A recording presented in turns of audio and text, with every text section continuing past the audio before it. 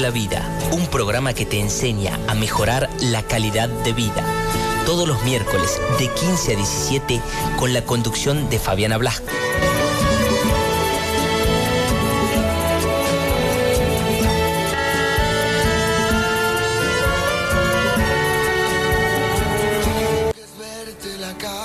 ¿Qué tal? Bienvenidos a este programa que se denomina Amar la Vida. Lo que busca es guiarte y acompañarte a mejorar tu calidad de vida. Todos los miércoles de 15 a 17 horas por FM Sport 98.3. Vamos a agradecer a nuestro operador, el señor Hugo Cuellar. Y también a quienes hacen posible este programa: Distribuidora Portal, Panadería y Pastelería Chocolata, Calzados Verona y La Parada, Estación de Servicios. Hoy un programa muy interesante, no se lo pueden perder. Por supuesto, toda una incógnita hasta que llegue nuestro invitado de hoy. Para que ustedes se puedan ya ir comunicando a la radio una vez que empiecen ya a escuchar el tema de hoy, pueden hacerlo al 455-6088, vía mensaje de texto o WhatsApp 381-537-3851. Y también los programas, cada uno de los programas que estamos aquí emitiendo en FM Sport 98.3, pueden escucharlos después en YouTube. Recuerden que es Amar la Vida TUC, ¿sí? Así lo pueden encontrar y pueden escuchar estos programas. Si quieren así de días anteriores, miércoles anteriores, lo pueden hacer. Igual que seguramente ya a la noche también van a poder escucharlos si no lo pueden hacer ahora de 15 a 17 horas. También contarles que ya llega este viernes y sábado 8 y 9 de septiembre el primer encuentro nacional de mujeres con discapacidad visual, organizado por la Unión Latinoamericana de Ciegos y FAICA, Federación Argentina de Instituciones de Ciegos y Ambliopes. La verdad que muchísimas mujeres se han anotado de todo el país, así que estamos muy contentas, la gente que estamos organizando esto. Y por supuesto, Tiflotuc es la anfitriona de este primer encuentro por ser la afiliada de FAICA aquí en Tucumán.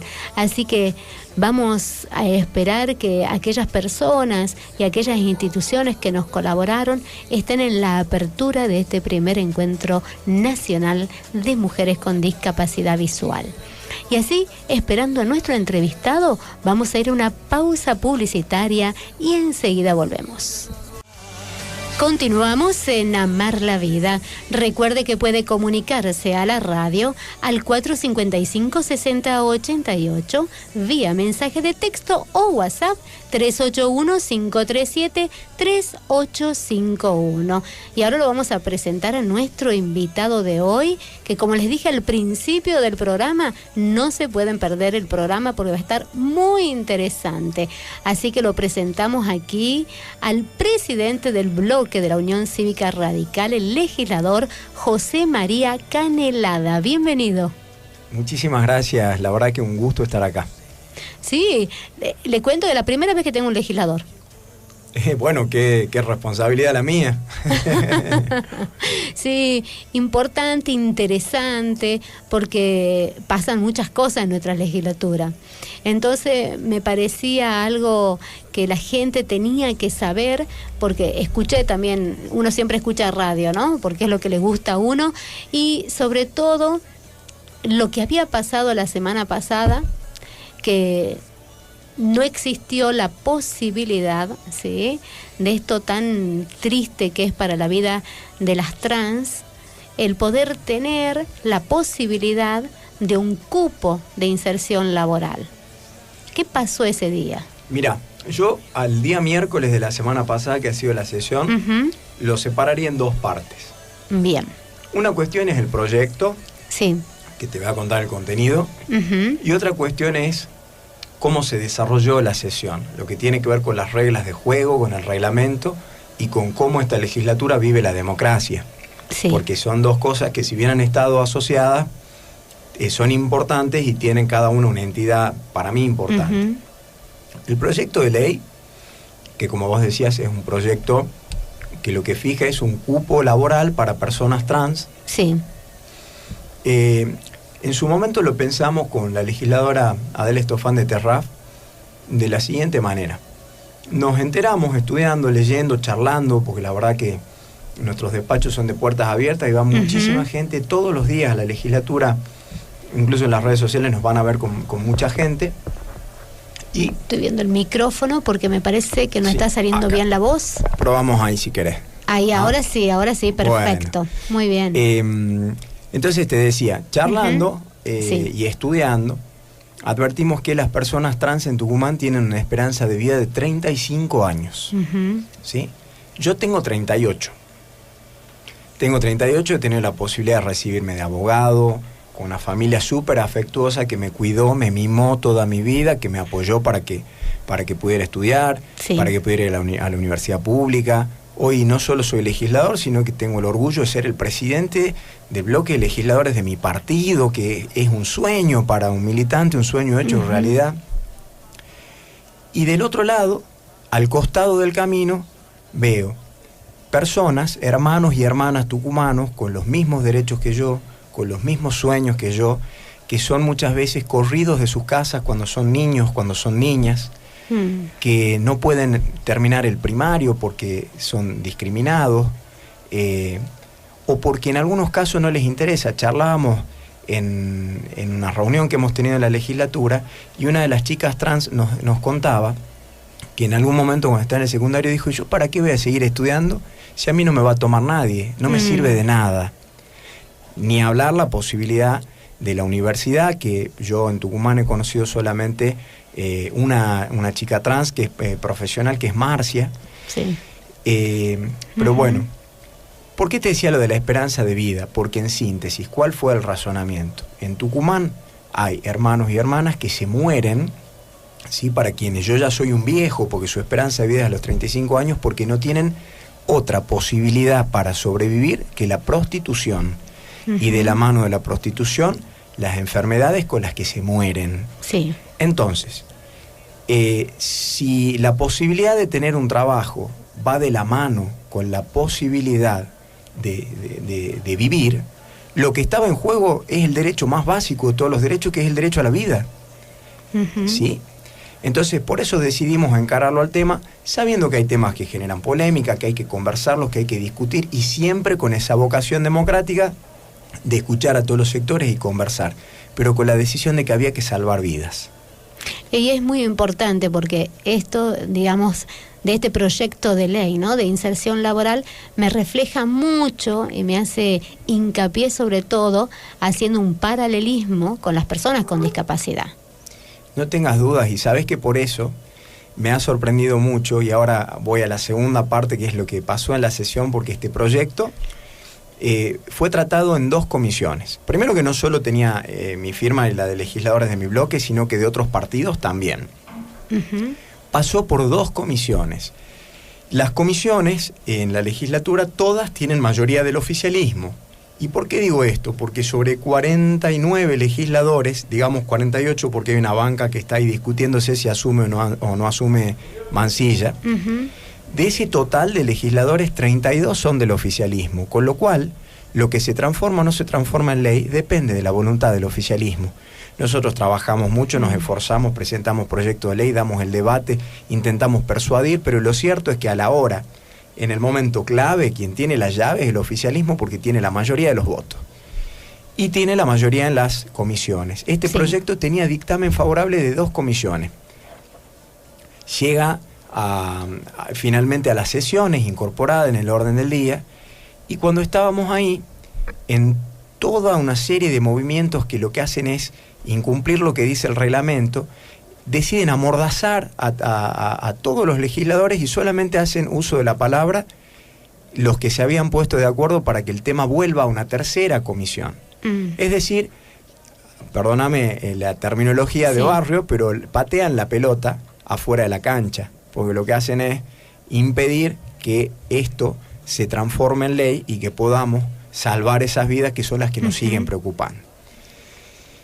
La verdad que cuando sucede esto, quien fundamenta el pase de la vuelta a comisión, habla del artículo 16, dice que está en contra de los cupos, porque los cupos van en contra de la igualdad que regula el artículo 16, y la verdad que a mí me hubiera encantado dar el debate, primero para comentarle a este legislador que existe, no solo en mi cabeza, sino en la Constitución Nacional y en la provincial, lo que se conoce como acciones positivas. ¿Sí? Sí. Y además no solo existen, sino que la Constitución Nacional lo manda al Congreso de la Nación a dictar acciones positivas, y la Constitución de la provincia nos manda a los legisladores a dictarlas también. ¿Por qué?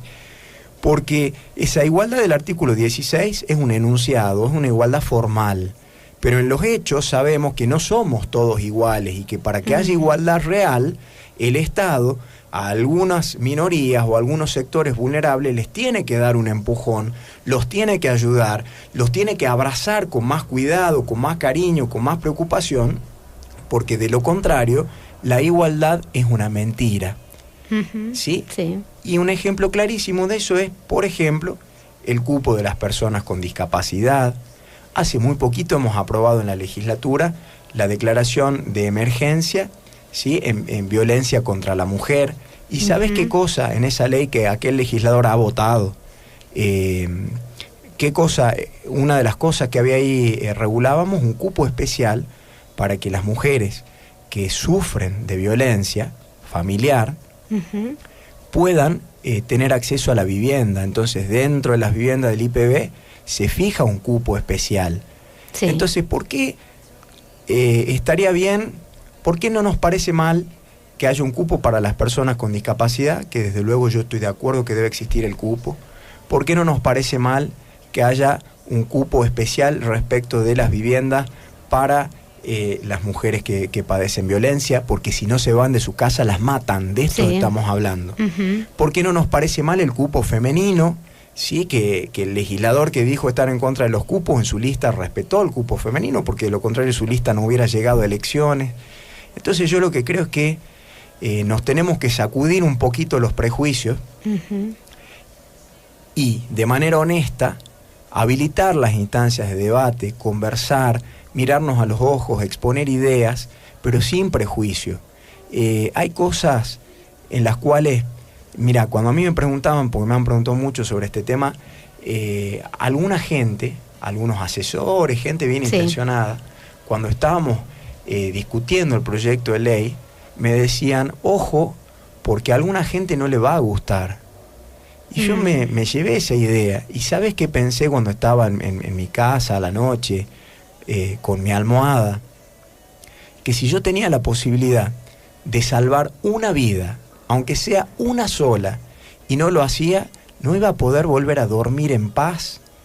Y fíjate que pasó el tiempo, porque este proyecto tiene más de un año ya de presentado, y en el parque mataron a Ayelén, una chica trans. Si yo no hubiera presentado el proyecto hace más de un año y Ayelén no hubiera muerto, creo que yo me moría el día siguiente, porque no hubiera podido vivir en paz teniendo la posibilidad de salvar una vida. Es tan sencillo como esto, salvar una vida. Exacto. Salvar vidas. Y esto haciendo referencia, ¿no? Como decía recién, el tema de la igualdad. Por ahí, por supuesto, sería mejor que no existiera ninguna ley para personas con discapacidad, ninguna ley para las personas trans, ni tampoco para ningún tipo, por ejemplo, de salud mental, nada de eso, porque realmente viviríamos en una sociedad que nos toma a todas las personas como iguales. Pero no es así. No es una sociedad que nos vea iguales al resto. Por ejemplo, nosotros antes, ¿cómo nos llamaban? Y eso les doy el ejemplo. Éramos personas especiales, diferentes, angelitos, y no nos miraban en realidad como somos. Primero somos personas. Entonces hubiera sido bueno que no existiera la ley tampoco del cupo de inserción laboral, de poder tener una maestra integradora, y en este caso que una persona trans pueda entrar a trabajar.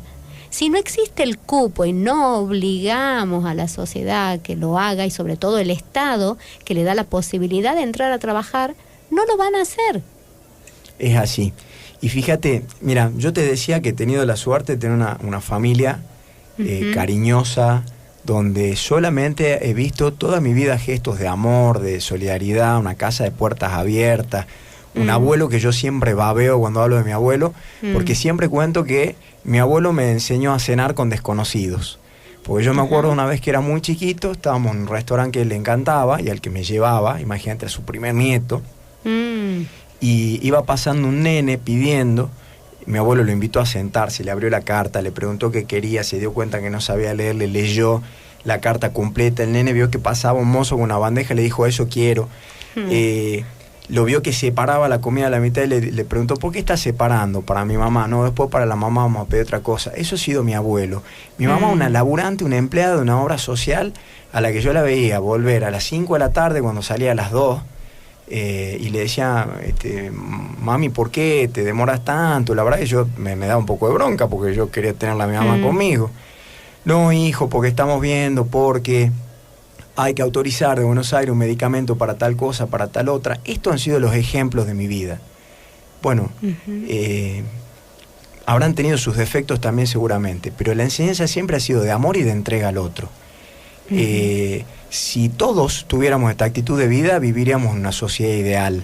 Pero yo no puedo desconocer que vivimos en una sociedad donde todavía se discrimina por los motivos más irracionales que se te ocurran, y donde hay mucha gente que considera que el que no es igual, exactamente igual a él, o no se ajusta exactamente a su sistema de valores o a cómo él se imagina la vida en sociedad, hay gente que quiere que quienes son diferentes no sean parte de su mundo. Y esto es muy peligroso, muy peligroso.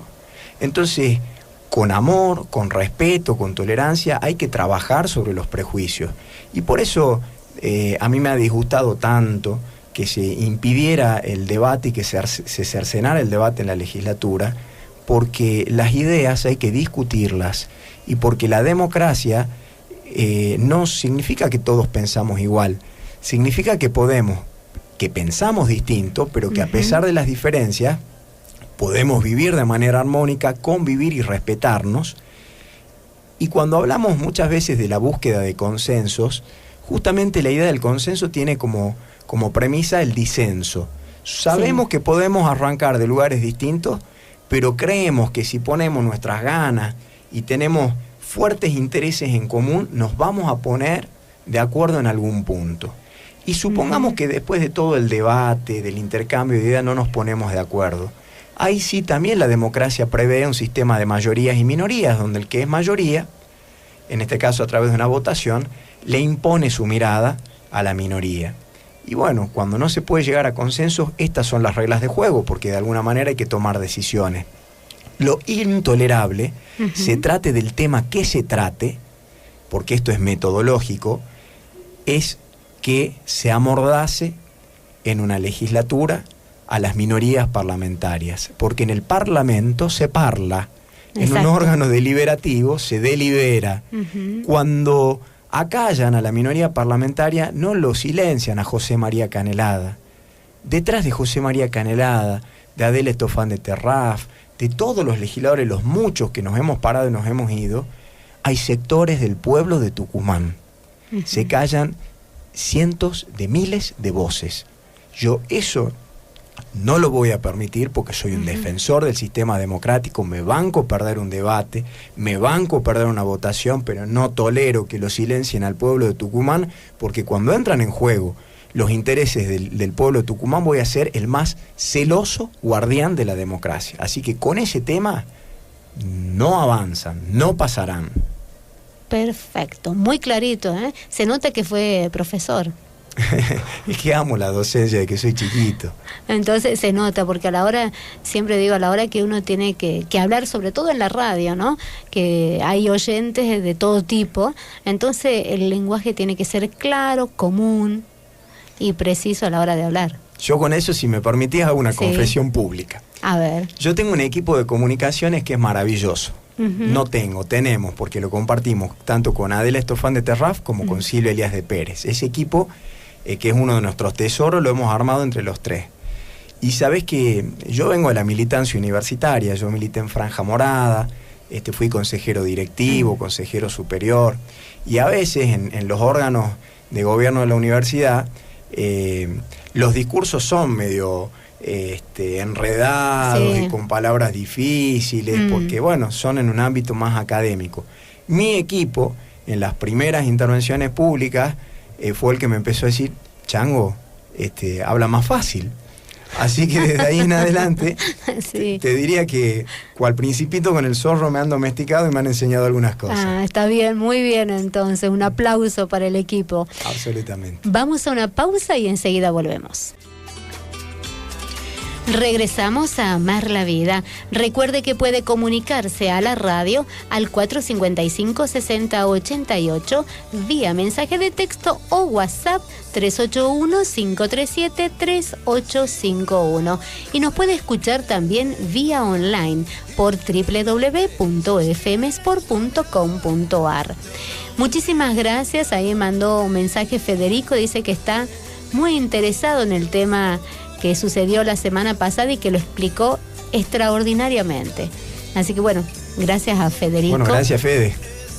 Sí, y la verdad lo que le decía recién acá a José María, que como docente se nota la forma también de llegar al otro, ¿no? Con las palabras adecuadas que estuvimos hablando en el corte del poder de la palabra, lo importante que es saber expresarse. ¿Sabés qué? A mí me tocó, yo tuve la suerte de enseñar en todos los niveles. La primera experiencia que tuve fue enseñando en un posgrado. Pero después, bueno, vueltas de la vida, termino en mi colegio enseñando formación ética y ciudadana, que para mí ha sido una caricia al alma, porque era entre mis bancos, entre mis aulas, mis patios, mis ex profesores que ahora eran mis colegas, entonces ha sido hermoso. Pero vos imaginate, para mí que soy abogado, el desafío que era, por ejemplo, no sé, hablarles de la forma en la que se organiza la jerarquía de las leyes, los tratados internacionales en el sistema nacional a chicos de 14 años. Entonces me acuerdo que el desafío no era aprender contenido para llevarlo a una clase, sino cómo haces para que entiendan. Claro. Así y para que les interese. Tal cual. Bueno, hablábamos de cosas hasta como Gran Hermano en ese momento, bueno, y reglas de convivencia y qué sé yo. Sí. Pero la verdad era la forma. Sí, y me marcó. Qué las bueno. Experiencias, las lindas y las feas, marcan a fuego, creo, ¿no? Seguro. Sí. Uno de los errores aprende y sabe que no los tiene que volver a cometer. Y de las cosas lindas, la podemos volver a repetir en muchas oportunidades. Así es. Sí. Y ahora hablando sobre el tema de recién, que era lo de este proyecto de ley del cupo de inserción laboral de las personas trans, ¿qué pasa de ahora en más? Digamos, no se pudo tratar el tema, ¿cuándo se lo vuelve a tratar? ¿Qué es en el, digamos, en el futuro? Bueno, ahí juega una cuestión reglamentaria. Según el reglamento de la legislatura, que organiza, digamos, a todos los legisladores, estamos organizados en comisiones para que según los temas los podamos estudiar en cada comisión con mayor profundidad y especificidad. Sí. Como el planteo que se hizo es que se dudaba de la constitucionalidad, es decir, si este proyecto no va en contra de principios de la Constitución Nacional, fue derivado a la Comisión de Asuntos Constitucionales, que analiza este tema en particular. Esa comisión está presidida por un legislador del oficialismo y según el reglamento, el orden del día, es decir, el temario de los temas que se discuten en comisión, lo arma el presidente. Así que para ser absolutamente honestos, este proyecto en este momento está en manos del legislador Caponio. Él es el que tiene competencia según el reglamento para decidir si se discute y cuándo se discute. Y hablando de él, ¿qué pasó?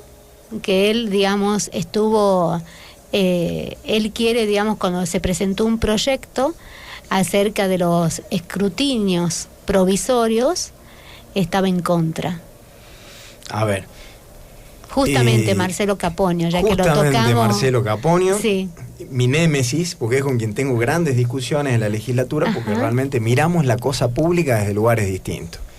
Y te cuento algo para abonar esto de por qué creo que miramos la cosa pública desde lugares distintos. Sí.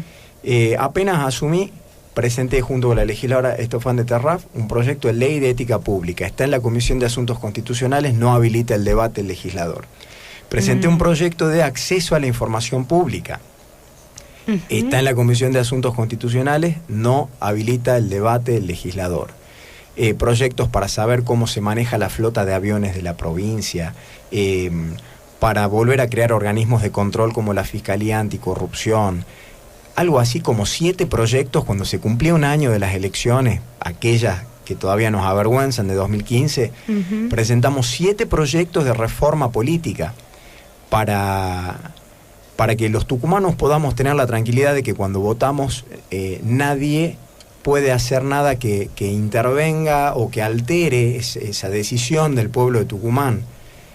No hemos logrado que se discuta ninguno. Entonces, evidentemente, algunos creemos en la transparencia y queremos que la cosa pública se administre con las luces encendidas, y otros, como el legislador Caponio, en representación del oficialismo, quieren seguir teniendo las luces apagadas. Han bajado la llave de luz hace más de 20 años y por algo será que les conviene, porque lo siguen defendiendo. Entonces, con el tema del escrutinio provisorio, sí, lo que proponía el legislador Caponio es que se elimine. El escrutinio provisorio, para que la gente nos entienda, es el conteo de votos que se hace apenas termina la elección en cada una de las mesas. Es cuando entra la autoridad de mesa, abre los sobres, cuenta los votos, están los fiscales ahí controlando que todo se haga de manera transparente, y es lo que nos da un primer dato sobre lo que ha pasado con las elecciones. Después, el que tiene valor jurídico es el escrutinio definitivo. Sí. Pero vos imaginate, yo te recuerdo que en la elección de 2015 pasaron cosas como que el lugar donde estaban resguardadas las urnas, de pronto las cámaras se apagaron.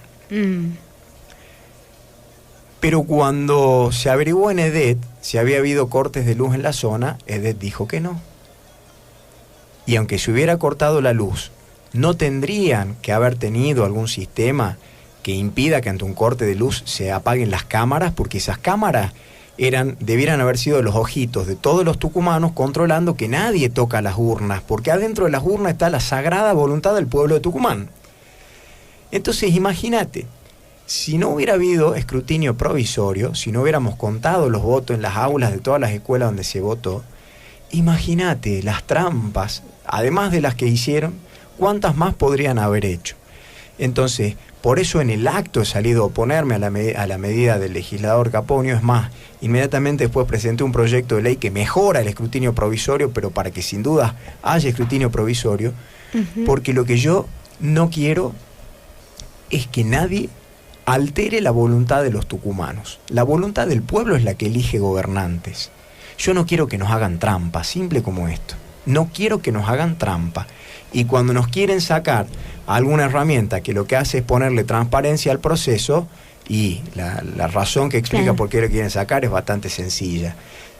Yo tengo la obligación de desconfiar ante este tipo de cosas porque no tienen ninguna explicación racional. Acá hay que tender a la transparencia. Tucumán necesita que la cosa pública se administre con las puertas abiertas, con las luces encendidas, a la vista de todo el mundo. Cuando uno no tiene nada que ocultar, no se preocupa. Quien nada debe, nada teme. Y el Estado el Estado tucumano es de absolutamente todos y cada uno de los tucumanos. Por lo tanto, tenemos derecho a saber todo, a saber cómo se vota, a conocer los resultados de la manera más rápida posible, más transparente, a saber qué se hace con los recursos del Estado, qué empleados se nombran, quién los nombra, por qué los nombra, porque ¿sabes qué? Eso nos permite decidir mejor, nos hace más ciudadanos.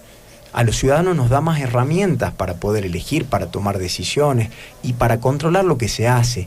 Porque a veces lo que nos pasa en la democracia representativa es que los ciudadanos creemos que nuestra obligación es votar cada 4 años, y después que votamos nos desentendemos. Nos olvidamos, sí. No, un buen ciudadano tiene que controlar a sus gobernantes y reclamarles si no están haciendo las cosas bien y exigirles. Yo recibo gente todos los días en mi despacho que muchas veces me van a llevar ideas, que me comentan cosas. Es muy lindo cuando la gente te felicita, pero cuando me van a tirar la oreja también los recibo. Y cuando me escriben a mi Facebook diciéndome que algo no les gusta, no elimino el comentario del que me hace una crítica. Les escribo por privado, los invito, charlo, escucho, no porque yo sea ningún santo, es mi trabajo. El pueblo de Tucumán me paga un sueldo para que yo sea un buen representante del pueblo. Y eso solo se logra dialogando y teniendo un contacto fluido con mi jefe, que es el pueblo de Tucumán. Exacto. Y para esto también una de las, digamos, de las formas de poder saber a la hora de votar y tener un resultado casi inmediato sería el voto electrónico, como tiene Salta, por ejemplo. Mira, no tengas dudas. Lo más grave en Tucumán con relación a ese tema es que nuestra Constitución, que además te recuerdo que es una Constitución que ha sido reformada por el alperovichismo en una convención que la han manejado con una mayoría absoluta de votos, y han sido ellos mismos los que han puesto el voto electrónico en la Constitución. Y apenas aprobaron la Constitución, pusieron un plazo, no lo cumplieron, se venció el plazo, pasaron años tras años tras años, y no la quieren cumplir. ¿Por qué no quieren poner el voto electrónico? Bueno, yo nuevamente me veo obligado a desconfiar, y si miro las elecciones de 2015 pienso, con voto electrónico no sirve de nada, no pueden hacer la trampa que es el voto cadena. Con voto electrónico no pueden hacer travesuras como poner nada dentro de la urna que no corresponda, no pueden apagar cámaras para que no se vea cuando lo hacen. Con voto electrónico la cosa es mucho más transparente. Hay quienes dicen, bueno, pero todos los sistemas son corruptibles. Sí, es verdad, pero yo creo que este es más transparente y es el que manda nuestra Constitución. Imagínate vos, la idea de Estado de Derecho supone que las normas que existen nadie las puede violar, ni siquiera el que las hace, ¿sí? Entonces, ¿qué tranquilidad nos da esto? Que todos los ciudadanos debemos cumplir esas normas de conducta que están en las leyes, y que no cumplirlas trae una consecuencia jurídica porque se rompe la armonía en la convivencia social. Sí. Bueno, resulta que en Tucumán pisotean el Estado de Derecho porque quienes han hecho las normas después las incumplen. Entonces, esto es muy delicado y estas son cosas en las que los tucumanos tenemos todos que empezar a abrir los ojos. Y en esto también te quiero ser claro. Ahora, quienes lo vienen haciendo en Tucumán desde la vuelta a la democracia casi de manera ininterrumpida son los mismos. Miranda, Alperovich, Mansur, son parte de lo mismo. Pero a mí no me importa el partido que lo haga, porque si fuera mi partido sería igual de crítico. Acá lo que hay que hacer es que se respeten las normas, porque de lo contrario están en peligro los derechos de todos los tucumanos. Porque hoy incumplo esta norma, mañana aquella, después aquella otra, y vos fijate. En Tucumán hay una ley que determina la obligación de que las empresas de transporte público adaptaran sus vehículos para que tuvieran accesibilidad. ¿Existe la ley? Existe. ¿Se cumple? No. ¿Tiene alguna sanción quienes la incumplen? No la tienen. Voto electrónico es obligatorio. ¿Lo cumple la provincia? No. ¿Hay alguna sanción? No. Y así te puedo dar 1.000.000 de ejemplos. Entonces, ¿pero por qué elijo darte 2 ejemplos de cosas que parecen tan distintas? Porque a veces pensamos voto electrónico y creemos que es un problema de los políticos allá lejos. Claro que no, si el voto es la herramienta del pueblo de Tucumán. Hay que cuidarla, hay que hacerla valer, hay que ser críticos y hay que votar sin miedo, con convicción, sin miedo. Claro, y aparte también el voto electrónico, el gobierno de la ciudad, sí, en Buenos Aires, lo pusieron en práctica y a nosotros nos llamaron de la Federación Argentina de Instituciones de Ciegos, nos llamaron para que probáramos si es que funcionaba y de qué manera para las personas con discapacidad visual. Así que lo fueron a probar los chicos allá en Buenos Aires, todo, y todos quedaron contentos, porque era accesible a la hora de votar.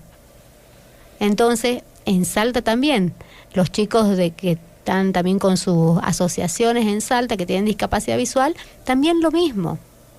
Entonces, es una forma también de permitir que las personas que tenemos discapacidad visual, la posibilidad de votar sin acompañante, sin que esté, digamos, alguien acompañándonos a la hora de votar, sino solos directamente. y de hacer una realidad ese principio de autonomía del que habla la Convención. Exacto, ¿no? Así es. Bueno, ¿ves? Estas son las famosas medidas, las famosas acciones positivas. Cuando no nos quedamos con la letra de lo que dicen las normas, sino que además efectivamente hacemos cosas para que esa igualdad se haga realidad. Así es. Sí, justamente tiene todo lo que es, digamos, a la hora de la participación política, ahí también está contemplado todo esto. Bueno, así que bueno, hay que hacerlo realidad. Claro que sí, y hay que dar pelea.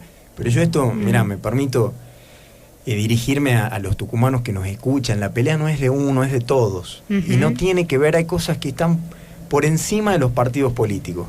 Si vos me preguntás por el radicalismo, que es mi partido, lo amo, lo admiro, me llena de orgullo y por eso lo elijo. Pero cuando la camiseta que está adelante es la de Tucumán, elijo Tucumán. ¿Sí? De la misma manera que pongo por delante la celeste y blanca. Bueno, en estos grandes temas no puede haber miradas partidarias. Y no hay que caer en la trampa de los que nos quieren hacer pensar que este dice tal o cual cosa porque es de tal o cual partido. En los grandes temas, ser maduros, charlar, discutir lo que haga falta, ponernos de acuerdo y avanzar. Lo que sea para el bien común no debe ser de un partido, debe ser de todos los tucumanos. Qué bueno eso. Eso me hace acordar muchas veces, me pasó, de que diferentes partidos, hablando de partidos, me llaman a dar charlas. Entonces una vez, no voy a contar quién fue, nada, pero una vez, porque fui a dar una charla a un partido, me empezaron a catalogar de diferentes maneras. Entonces yo, siempre que doy una charla, digo que yo no hablo por ningún partido político. Yo la única bandera que tengo es de las personas con discapacidad. Porque creo que así como yo puedo comunicarme, puedo hablar todo, hay muchas personas con discapacidad que no lo pueden hacer. Entonces, el que puede hablar, lo tiene que hacer sin poner militancia política de por medio, sino buscando el bien común de todas las personas con discapacidad. Mirá, yo creo que para mí los partidos políticos son la gran herramienta de participación. Además, Argentina en eso es un país rico en participación política. Sí. Y esto es importante porque esa idea de bien común, cada partido le pone un contenido que es distinto. Sí. El bien común, vos fíjate, la Corte Suprema de Justicia de la Nación, por ejemplo, ha dicho que, bueno, que es un concepto indefinido. Porque cada uno por ahí, a lo mejor vos hablas de bien común, yo hablo de bien común, y la gente que nos está escuchando habla de bien común, pero para mí bien común supone la inclusión de todos los sectores de la sociedad. Sí. Y quizás para otra gente no. Entonces, los partidos lo que hacen es darle, materializan sistemas de valores y maneras de mirarla a la vida. Y desde ese sistema de valores se construye una mirada de bien común. ¿Yo por qué me enamoro del radicalismo cuando era muy joven? Porque el radicalismo surge como eso. Es un partido que, frente a lo que era el viejo sistema de los notables y de los dueños del poder económico, que eran los que en el país entre unos pocos decidían a través del fraude, mira que actual lo que te estoy diciendo, quienes iban a ser los gobernantes del país, decide abrir las puertas a la participación de todos los sectores populares, abrir la puerta a la participación política a todos los ciudadanos. Entonces yo sigo creyendo en los partidos, pero también creo que hay cosas en las que tenemos la obligación de ponernos de acuerdo. Hay temas que son centrales, que son, de verdad son transversales. Vos imaginate, no sé, mira, te voy a dar un ejemplo. Maldonado. Ajá, sí. ¿Sí?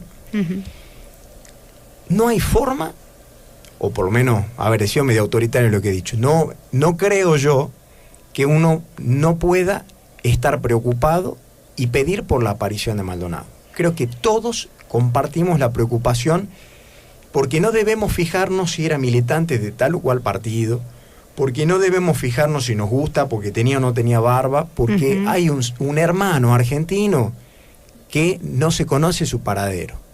Hasta ahí, esa causa la debemos abrazar todos. Sí. Ahora, cuando con Maldonado quieren hacer política, porque lo que quieren hacer es generar un clima de ideas hostil contra otro sector político, cuando aprovechan el dolor de una familia para hacer política, yo me corro, porque ahí es donde la cosa ya no me gusta.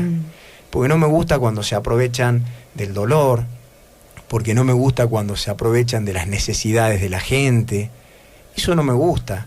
Y por eso también sigo eligiendo mi partido. Ahí es donde sí me entra la cuestión partidaria. Porque el radicalismo, una de las cosas en la que hace hincapié su doctrina, es en la ética pública. Y en la ética como una brújula indispensable en la vida de las personas.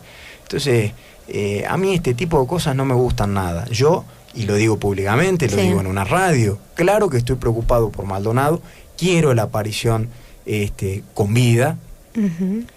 A todos nuestros hermanos hay que cuidarlos, no me puede pasar la cosa por el costado, no como legislador, sino como argentino, como ser humano, pero a quienes están queriendo aprovecharse de esto para hacer política, les pido que sean respetuosos de la familia, que sean serios, que sean humanos. Así es. Sí, es verdad. A mí me dolió mucho, digamos, cuando en esto de tomar listas, los niños sobre todo, ¿no? Mostrarles esto, cuando son criaturas que todavía no tienen ni idea del tema, pues están jugando, desde ahí, empezar a impulsar todo esto de lo que es, porque ellos lo llaman como desaparecido. Entonces creo que todos tenemos que tener bien la cabeza puesta, poner cada cosa en su lugar y sobre todo, todos queremos que aparezca él, pero saber bien los términos que utilizamos a la hora de hablar. Yo ahí me permito dos reflexiones. Primero, lo que vos decías, el término desaparecido. El término desaparecido, el nunca más, el libro de la CONADEP, hay una parte que a mí me ha quedado grabada, donde dice algo así como que hemos tenido, digamos, tenemos el horror de haber acuñado ese concepto. Y es un horror porque durante algunos años en Argentina, literalmente a la gente la sacaban por la noche de su casa, la sacaban de la fábrica. Sabemos que en la Universidad de Tucumán a algunos jóvenes los han sacado del aula. Hay un caso muy famoso de bioquímica de un joven que no salía de rendir un examen, y te juro que se me hace un nudo en la garganta, porque sabía que afuera lo estaban esperando para secuestrarlo. Eso han sido los desaparecidos en la Argentina. Entonces, querer comparar un gobierno democrático con la dictadura, querer comparar esta situación que no se sabe a ciencia cierta lo que ha pasado con el terrorismo de Estado, me parece muy grave, porque evidentemente son cosas muy distintas. Y lo segundo, porque te decía dos reflexiones, el tema del aula. Yo me enamoré del radicalismo cuando estaba en el colegio, y termino de consolidar esa idea del radicalismo en franja morada en la facultad. O sea que toda mi vida lo he adorado, el radicalismo, lo respeto, lo valoro, y entiendo que es una concepción ética de la vida. Jamás se me hubiera ocurrido en un aula, y mirá que yo enseñaba formación ética y ciudadana, bajar línea sobre el radicalismo. Nunca lo hubiera hecho. Todos los cierres de mis clases eran preguntas abiertas. Iba a despertar espíritu crítico y a aceptar todas las opiniones, con la única condición de que mis estudiantes debían fundamentar sus posiciones. No existía sí porque sí y no porque no, porque entendía que mi responsabilidad era formar ciudadanos críticos. Perfecto. Entonces, ¿se puede discutir de actualidad en las aulas? Creo que sí, pero adoctrinar jovencitos es una falta de ética. Eso no lo comparto. Después, despertar cabecitas, hacerlas lúcidas, darles herramientas para que ellos interpreten y analicen la realidad, esa es otra cuestión. Pero adoctrinar me parece que está muy mal. Además se corresponde con líneas de pensamiento que en la historia del mundo le han hecho mucho daño al mundo. Además, ¿sabes por qué? Porque creo que nuestros jóvenes son sagrados. Te lo digo de verdad. Y mirá qué fuerte la palabra que uso. Pero los jóvenes, y a los niños en particular, no se los debe tocar, se los debe tratar con un respeto y con un cuidado único. Son son individualidades y subjetividades en desarrollo. Solo tenemos derecho a darles herramientas, a cuidarlos, a que tengan ámbitos sanos de desarrollo intelectual, físico, psíquico, pero de ahí a querer adoctrinarlos, la verdad me parece que está mal, no comparto eso. Claro, uno los va educando desde la casa, después en la escuela, para que ellos vayan adquiriendo habilidades para que en el día de mañana puedan elegir según lo que quieran, si quieren estudiar, no quieren estudiar, qué es lo que quieren hacer de su vida. Absolutamente. Mira, lo que vos decís, la libertad. Cuando yo te vengo a imponer una idea, estoy avanzando sobre tu libertad. Y eso, ya de por sí, desde esa definición tan básica, me indica que hay algo que no está bien. Muy bien, vamos a una pausa y enseguida volvemos. Regresamos a Amar la Vida. Aquí continuamos con el legislador José María Canelada. Él es presidente del bloque de la Unión Cívica Radical. Y ahora otra de tantos proyectos, ¿no?, presentados y que uno por ahí tiene la incógnita de qué pasa, es por ejemplo el del Centro de Asistencia a las Víctimas de Delito. ¿Qué pasó con eso? Mira, pasó lo que pasa, te diría que con el 98% de los proyectos de ley que hemos presentado con la legisladora Estofan de Terraf, duerme en algún cajón de algún presidente de comisión, lamentablemente. Y digo lamentablemente no porque el proyecto sea nuestro, sino porque cuando hablamos de atención a víctimas, fíjate todas las cosas que estamos diciendo. Si hay una víctima es porque ha fallado la prevención, es porque ha habido una situación de delito. O sea que cuando tomó centralidad y se habló tanto de este tema, la semana pasada y la anterior, sobre todo por el reclamo justo, legítimo que hizo Alberto Levos, de lo que estamos hablando es de un Estado que ha fallado frente a la prevención, que debiera ser una de sus funciones primordiales. Ante esta situación hay temas de vieja data que van surgiendo, porque vos fíjate que Tucumán tiene una ley de protección de víctimas y familiares de víctimas, que es una ley que se aprueba durante el gobierno de Alperovich y que Alperovich nunca reglamenta. Es decir, que tenemos una ley para cuidar a las víctimas, para prestarles atención, asistencia a ellos y o a sus familiares, que no se ha aplicado en Tucumán porque los gobernadores Alperovich y después Mansura han decidido no aplicarla. Cuando toma de nuevo centralidad este tema y se empieza a discutir en la legislatura, nosotros con la legisladora Estofan de Terraf presentamos varios proyectos. Uno referido a las cuestiones del Código Procesal, para que las víctimas tengan participación en el proceso, pero además de eso hablamos de un centro de atención de víctimas, porque entendemos que quien ha pasado por una situación grave, porque no es a cualquier víctima, pensá que hay casos en Tucumán de familias a las que le han matado un hijo, una hija, un esposo, esposa, situaciones de muchísima impunidad. Y a mí me quedó grabado algo que nos contaba Alberto Levos, porque me parece que es magistral la explicación. Él me decía, vos pensá que en el momento en el que un delincuente mata a alguien para robarse lo que fuera, ese delincuente ya sabe cómo ocultar las pruebas, cómo esconderse, ya tiene un protocolo de lo que debe hacer, mientras que la familia de la víctima está embargada por el dolor, no sabe qué hacer. Lo primero que aparece es el dolor y cómo resolver las cuestiones inmediatas, en este caso, en esta hipótesis de un homicidio. Después cómo hacer que intervengan la fuerza de seguridad, un velorio, un entierro, todo lo que significa la pérdida de un ser querido en una situación de este tipo. Y recién después empezar a dar los primeros pasos para que avance una causa judicial, para que se lleve adelante una investigación. Entonces el Centro de Atención de Víctimas, el proyecto que hemos presentado, tiene como finalidad esto, la atención interdisciplinaria. Acá se requieren psicólogos, acá se requieren abogados, acá se requiere también alguna asistencia de tipo económico. Y nosotros en el proyecto que presentamos nos hacemos eco de un centro que ya está creado por acordada en el ámbito de la Corte Suprema de Justicia de la provincia. Pero quiero explicarte por qué.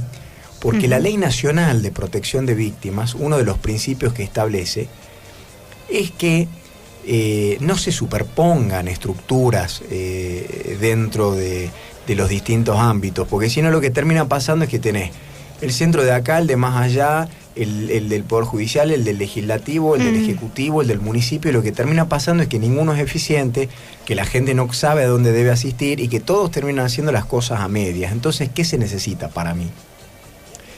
Decisión política, recursos, y esto lo aprendí alguna vez, me acuerdo, cursando un posgrado, un profesor que nos enseñaba presupuesto nos decía, miren, la cosa es muy simple en el Estado. Si ustedes quieren saber si algo es importante o no para un gobierno, no escuchen los discursos, no se lleven por los diarios, miren la ley de presupuesto. Si tiene dinero afectado es importante, y si no, les han mentido. Entonces, bueno, también necesitamos la afectación de partida presupuestaria, porque no hay política pública que se sostenga sin dinero. Mira, te voy a dar un ejemplo claro de esto que te decía. Hace muy poquito nos ha llegado la noticia de que en distintas zonas vulnerables de Tucumán se están quedando sin presencia de los agentes que estaban afectados al área de prevención de las adicciones. ¿Sí? Y si vos mirás, bueno, si vos te fijás cuánto invierte Tucumán en la prevención y asistencia de las adicciones, y te fijás cuánto gasta en publicidad y en propaganda, te querés morir, porque ahí te das cuenta de dónde están las prioridades. Si vos pensás que el gobierno de Tucumán, por ejemplo, no tiene boleto estudiantil gratuito, que es una pelea que también estamos dando, pero sí decide darle muchos millones de pesos al secretario general de la Gobernación para que discrecionalmente por día, pueda dar 500.000 pesos en carácter de subsidio, nos damos cuenta de dónde están puestas las prioridades y dónde está puesto el acento. La prioridad tiene que volver a ser la gente. Tiene que ser la seguridad, tiene que ser la salud, tiene que ser la educación, tienen que ser las cosas que nos mantienen vivos y con calidad de vida. Claro.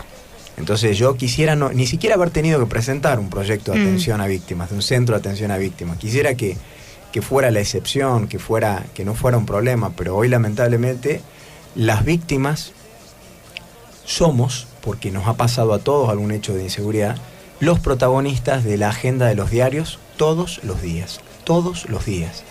A mí me ha pasado de tener que asistir a un grupo de jovencitos a los que los estaban asaltando un día a la noche, a una profesora que en la puerta de mi casa la hirieron con un arma blanca en la mano para robarle. ¿Sabes qué me pasa con mi mamá, que es una mujer joven? Decirle, bajar como si ella fuera un niño, cuando va a mi casa de visita, hacerla que suba en un taxi, que he llamado por teléfono para tomarle la patente, para que me avise cuando llegue a su casa.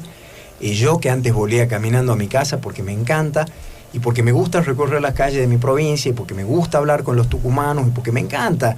Los tucumanos tenemos esa cosa de que nos conocemos todos, nos gusta cruzarnos, tomamos café. Y ahora, por ejemplo, vuelvo a mi casa en taxi cuando vuelvo de noche. Y yo no vivo muy lejos del centro, y aunque viviera en el más alejado de los barrios, todos tenemos derecho por igual a vivir con seguridad. Hay que recuperar la tranquilidad, hay que poder caminar en paz. Y sabes que cuando yo pienso que hay algunos países como Colombia, que han tenido las calles tomadas por los narcos y que han podido salir adelante, que han podido recuperar lo que era un narcoestado para que volviera a ser de la sociedad civil, que seguramente siguen teniendo problemas, pero que han podido resolver grandes problemas, concluyo que lo que nos permite o no tener seguridad es la decisión política. Y en Argentina un ejemplo de eso es el combate contra el narcotráfico que está llevando adelante Cambiemos. ¿Por qué de pronto caen las bandas narco y antes no caían? No es porque ahora haya más, es porque ahora hay decisión política de combatirlas. Bueno, de la misma manera, si en Tucumán hubiera decisión política, te aseguro que la inseguridad baja. Pero hay que cambiar las recetas de lo que se viene haciendo, porque si lo que se viene haciendo nos lleva como resultado que todos los días nos asaltan y nos matan en la calle, es obvio que la receta no está funcionando y hay que cambiarla. Claro, sí. Sí, es muy triste que hoy en día, por lo menos los chicos, conozco casos de jovencitas de 12, 13 y 14 años que se están prostituyendo para conseguir dinero para comprar el paco o cocaína. Mirá, el tema de las adicciones en Tucumán es gravísimo. es muy, muy grave.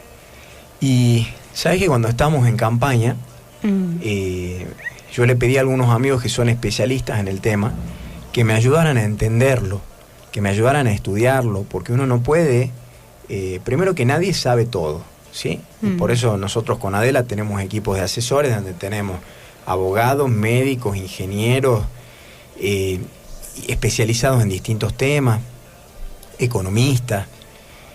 Y fíjate, a lo mejor lo que yo digo ahora te parezca una verdad de perogrullo, te parezca una obviedad, pero cuando nos sentamos a estudiar este tema, ¿qué conclusiones saco? Porque generalmente cuando uno habla de adicciones, primero solo piensa en sustancias, y las adicciones son mucho más amplias, y hoy los problemas de adicciones en Tucumán, vaya que son de distinta índole y no solo respecto de sustancias, porque también tenemos problemas con las sustancias legales como el consumo de alcohol, que está absolutamente también naturalizado. Pero hablemos de las drogas, de las sustancias ilegales. Generalmente se pone el acento en la sustancia, ¿sí? El problema es el paco, la marihuana, la cocaína. El problema es que tenemos una sociedad en la que nuestros jóvenes no tienen proyectos de vida. Tenemos una sociedad en la que nuestros jóvenes no se imaginan en el futuro, no se sienten queridos, no se sienten parte, no se sienten protagonistas, no pueden, ¿sí? Pensar en ese camino de ser un sujeto útil, en que van a ser un algo, lo que quieras, un proyecto de vida. Pero más grave aún, el ejemplo que vos me decías, hay lugares de Tucumán donde es más barato comprar una dosis de paco que comprar comida. Entonces, en esos lugares de Tucumán, donde la gente pasa hambre y donde es más barato comprar paco que un plato de comida, lo que hay es un Estado cómplice. Yo antes solía decir Estado ausente, y una vez me corrigieron y me quedó grabado porque lo repensé. Y no es solo un Estado que está ausente, porque un Estado que deja que nuestros jóvenes se droguen es un Estado cómplice. Y hay barrios de Tucumán donde además, cuando nosotros hemos caminado con Silvia Elías de Pérez y con Adela, las mamás nos decían, en tal esquina había un dealer. Señora, ¿no han hecho la denuncia? Sí, pero sabe que lo denunciamos y a las horas sale. ¿Y por qué cree usted que sale? Ah, no, pero sí sabemos, porque el político tal, mengano, sutano, con nombre y apellido, y todos en Tucumán saben a quién me refiero, lo sacan de la cárcel. Entonces, la complicidad del Estado es gravísima. Entonces, nosotros necesitamos volver a tener gobiernos honestos. Esto es fundamental, porque sin gobiernos honestos la cosa no avanza. Y mira, te voy a dar un ejemplo. También, yo siempre insisto, con los matices, con lo que pueda gustar o no. Sí. Pero mirá lo que está pasando en Buenos Aires con María Eugenia Vidal. ¿No? Una mujer, y decían que era Heidi, que no sé qué más. Mirá la Heidi. Cómo cuando hay decisión política se puede frenar a las mafias.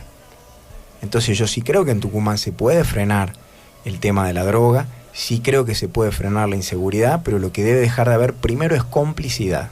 Necesitamos gobiernos que de verdad quieran dar esa pelea. Claro, y hablando justamente de esto, que también se trató el aceite de cannabis. Bueno, todo un tema. Sí. Todo un tema. ¿Sabés que cuando nosotros lo estudiamos, la verdad que a mí me llamó mucho la atención la cantidad inmensa de enfermedades y de patologías en las que tiene un efecto muy positivo el aceite de cannabis? Que lo primero que hay que aclarar es que no estamos hablando del consumo de marihuana, de un porro, estamos hablando de una sustancia que se produce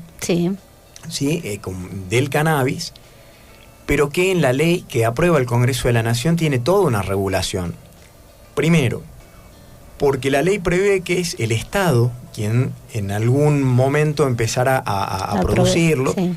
Hasta tanto lo produzca el Estado, es el Estado quien lo importa, es el Estado quien lo compra y es el Estado quien lo provee, y quien lo consume al aceite debe inscribirse en un registro para poder adquirirlo, porque deberá acreditar cuál es la situación de salud por la cual se justifica el consumo. Y fíjate cómo, conectado con lo que hablábamos al principio, lo importante es que podamos tener debates sin prejuicios.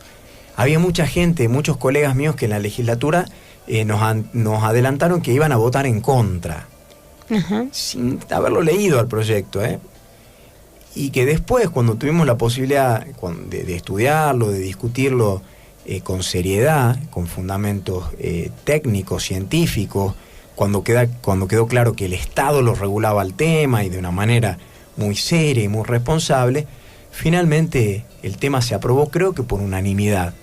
Porque ¿qué es lo que aprobamos nosotros? Primero, que no despenalizamos nada, porque eso es competencia del Congreso de la Nación, que es el que regula los códigos de fondo, ¿sí? Entre ellos el Código Penal. Lo que hicimos fue aprobar una medida de salud pública.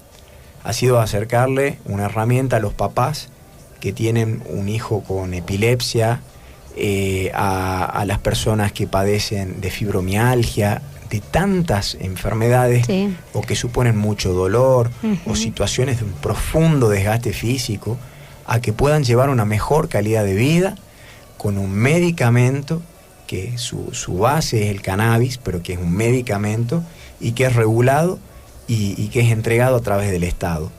Bueno, esos son debates serios, esos son ejemplos de los buenos debates y de la buena política. Seguro, sí, acá ya estuvo una de las mamás cannabis, que es la que, digamos, está en todo el tema estuvo acá en la radio contando todo lo que el aceite de cannabis le puede ayudar a aquellas personas que tienen diferentes tipos de enfermedades. Pero mira, una lista interminable. Sí. Hay un caso por el que es uno de los que toma quizás más relevancia, de una mamá de un nene que convulsionaba no sé qué cantidad de veces al día. Y con el aceite de cannabis, esos episodios de convulsiones se reducen sustancialmente. Sí. Imagínate, bueno, sin dudas para la mamá, el papá, la familia, pero imagínate para una criatura que ya su día no sea una convulsión tras otra, con el desgaste espantoso que eso le significa a su cabeza, a su cuerpito. Imagínate, claro, poder darle un poco de calidad de vida, de salud y de paz a un niñito. En estos temas, qué bueno que la sociedad pueda madurar y pueda mirar los temas con seriedad. Pero fíjate que yo hacía mucho hincapié en algo: Estado presente, Estado regulando, medicamento, política en salud pública. Cuando los estados son fuertes y los gobiernos son serios, se puede avanzar mucho. Hay muchas cosas en las que nosotros tenemos grandes materias pendientes. Yo sabés que siempre digo, yo soy un enamorado de mi provincia. Yo adoro Tucumán. Tengo mi bisabuelo llegó de España a Tucumán, se enamoró de Tucumán, vivió en Amaicha, que además te diría uno de mis grandes amores en Tucumán. Ajá. Y yo siento que el Jardín de la República viene en una suerte de otoño prolongado. Muchos gobiernos mediocres han hecho que el jardín sea un pantano.